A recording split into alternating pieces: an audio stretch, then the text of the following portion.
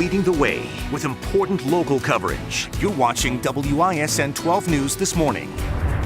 Good morning. First this morning, a live look of the Carolinas. All calm in Charleston at the moment, but in Raleigh, people are fueling up ahead of Hurricane Florence. This morning, coastal residents are getting out before the hurricane hits. Both sides of Interstate 26 in South Carolina now open in the same direction, headed inland from the coast. Forecasters expect the storm to bring strong winds and several days of heavy rain. More than 1 million people in the Carolinas and Virginia now under a mandatory evacuation order. Take a look at this footage of evacuations in North Carolina. Forecasters expect Florence to make landfall late tomorrow or early Friday. Until then, state leaders are urging people to get out of the storm's path. Hurricane Florence will affect each and every one of you. This storm is a monster. It's big and it's vicious. Well, FEMA's ramping up preparations and gathering water, meals, and generators to distribute as needed. Meanwhile, Weather Watch 12 meteorologist Chris Swaim joining us now in studio. He's been tracking the storm's path overnight. Be posted as the storm continues to develop. As always, we appreciate it, Chris. Thank you. A Wisconsin man going inside the storm. This video from a Hurricane Hunter's airplane gives a spectacular view of Florence. The planes go into hurricanes to gather scientific information. Technical Sergeant Chris Hibben is an Oshkosh native. He's also a combat photographer with the Air Force Reserve. Hibben left for his flight just a couple of hours ago, and he says he's been in a hurricane before, but never flown directly into one. It's definitely going to be something different. From what I understand, they're 10-hour flights, and we go through the eye wall of the hurricane. They drop pods throughout the hurricane to get different meteorological readings. And then, of course, with the photos I take, you get a better picture of the enormity of how big this hurricane is. Well, after making the 2.5-hour flight, Hibben says they expect to spend about 5 hours inside that hurricane. Now to our Commitment 2018 coverage and the race for governor. Democratic candidate for governor Tony Evers will meet with local business leaders, and his running mate Mandela Barnes will join him. The event starts at 1:15 this afternoon. Both candidates also participating in a forum later this evening. Evers is running against Governor Scott Walker on that November ballot.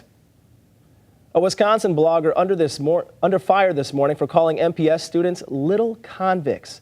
James Wigderson is the director of the conservative site Right Wisconsin.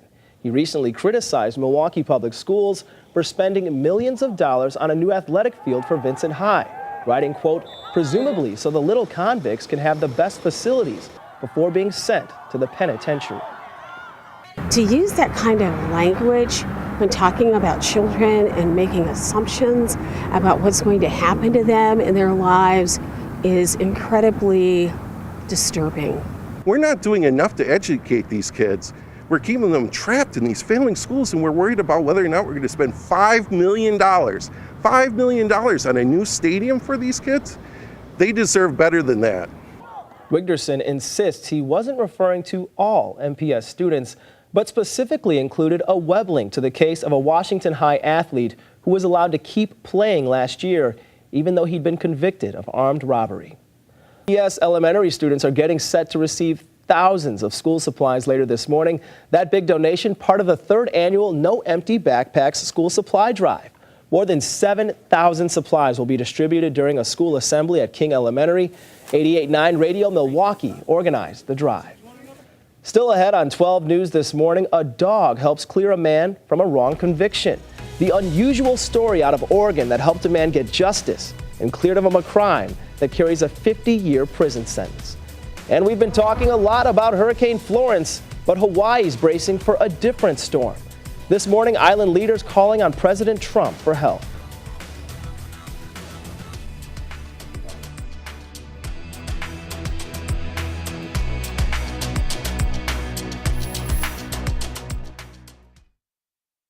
Now that he really knows the answers. So we were just talking during the break. You're from St. Louis. You work at St. Louis. I work You're in from St. Louis. Chicago. Yes. That's right. Yes, sir. Cardinals fans around there a lot, and you're not a Cardinals fan. Well, I shouldn't be saying that anywhere it could be recorded. I got you in a tough spot. We ask the hard questions here, man. Yes, you do.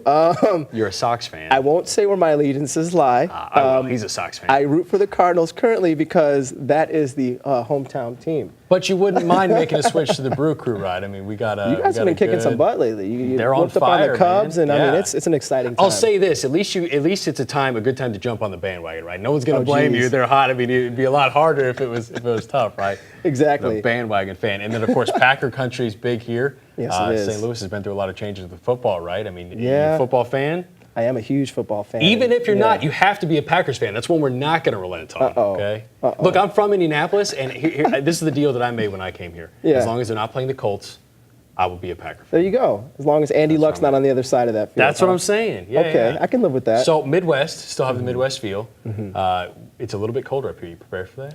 You know what? I think so. Yeah. I mean, Chicago, Milwaukee, we Yeah. all know what it's like. You're right. Yeah. Close yeah. to the area. Yeah. Yeah, I spent some time in Minneapolis, so it's really. If you're from the Midwest, you're from the Midwest. Tell me Yeah. about some of your hobbies. What do you like to do? I mean, you're from Chicago, so certainly you took advantage of the lake, I imagine. Oh yeah, yeah. Similar here. I'm big on mentoring. There's an old adage, I think it's each one, teach one. Okay. And that's one of the reasons I think it's so important that we do have diversity in our newsrooms, is because there's a lot of little kids that when they turn on the TV, they don't often see people that look like me sitting at a desk wearing a suit like this. And so what I do is I team up with 100 black men in whatever respective city I'm in, Indianapolis, St. Louis, now that I'm there. And we go out and we'll stop by these schools and we'll try to recruit some of these kids to kind of come and take tours of the studio because all these bright lights and these cameras. Yeah. It's new to them, and certainly. It's funny. I was just having a talk with Ben in his office. It's one of those things where sometimes these kids don't ever even step outside their own neighborhoods. They don't realize that there's a bigger, larger world out there. I'll say exposure likely sparks inspiration, right?